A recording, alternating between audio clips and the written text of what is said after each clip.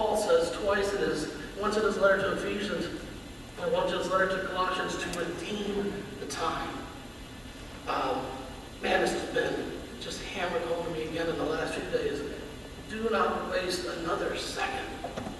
The suddenness, if my dad's passing was drawn out, that message wouldn't have been driven home so hard to me. Even many of you are probably, if you're not in this church or another church, you're not doing anything. You're just sort of coasting along. And I just want to encourage you, if my dad's life taught us anything, it is don't waste time. Get busy, not to commend yourself to God, but because you love your Savior and you want to glorify and honor Him with your life. Now, I think if those things happen as a result of already I say, if nothing happens to you guys, all right, my dad's passing and God choosing the second of my dad's death to take him home has had a huge impact on me, and so it's valuable. But I certainly hope it doesn't stop with me. I certainly hope it touches all you guys who were His students. You guys who served Christ with Him here, that you would be redoubled in your resolve to redeem the time and not waste another second of your life, because it can be over in a heartbeat. In a heartbeat, it's over. That's what my dad would want to say to you. Don't waste any more time. Get about the business and redeem the time. The days are evil. The days are short. And he would say to you, if you don't know His Savior, please don't put that off. Acknowledge Him as your Savior. Acknowledge Him as your Lord and your Master. Thank you.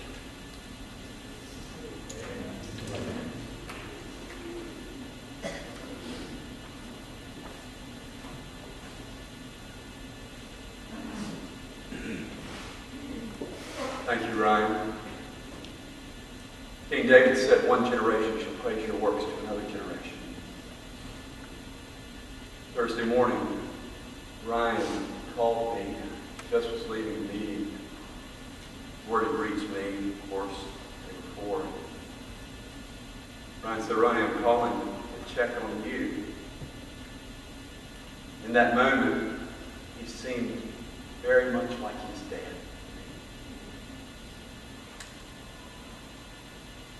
Mr. Geer was born February 11, 1949, in South Bend, Indiana. Went to be with his Lord this past Wednesday, January 14th, here in Riverview. His home for 30 years. Survived by his precious wife, 41 years, Jane Geer. His son Ryan, his wife, Caroline, his daughter, Heather Holland, her husband, Jackson, his daughter, Heidi, her husband, Mark.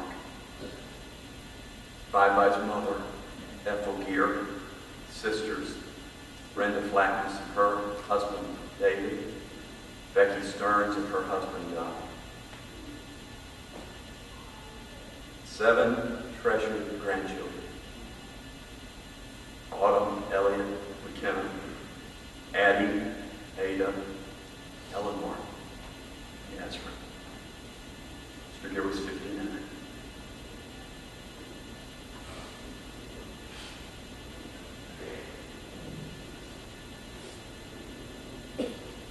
Thank you, Heidi, and thank you, Ryan, Terry, daughter and son. That's your father, of course, pastor and bachelor. We'll be sharing a bit later the message.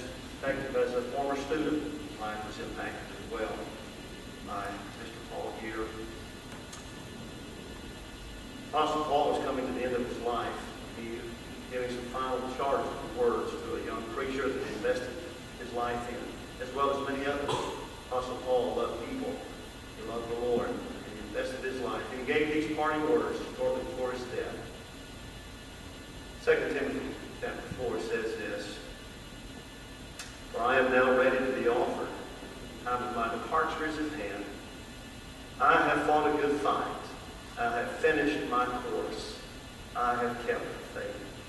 Henceforth, there is laid up for me a crown of righteousness, which the Lord, the righteous judge, shall give me at that day, and not to me only, but unto all them also that love is appearing." I've known Paul Geer almost for him. Essentially, it's hard to believe. I first met Paul back in 1984 when I came as the school administrator here at Providence Christian School, one of the first teachers men I'm sure I've met. Over these past 25 years, we sort of aged together and grown together in ministry. Somebody said this the other day, I think it's true. I thought about it. That's so true. Paul Geer. He walked fast, he talked fast, and he worked fast. He was a man of perpetual motion, action. Remember those things about him.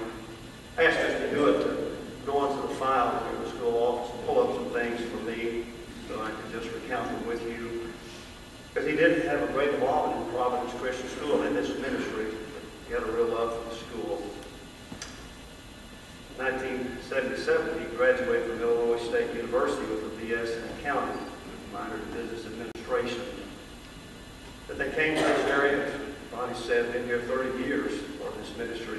But he took up a ministry that he loved, passionate about. In 1979, he began teaching at Providence Christian School. He taught until 1985, and then he took a break, and I think he started his lawn care and landscaping business.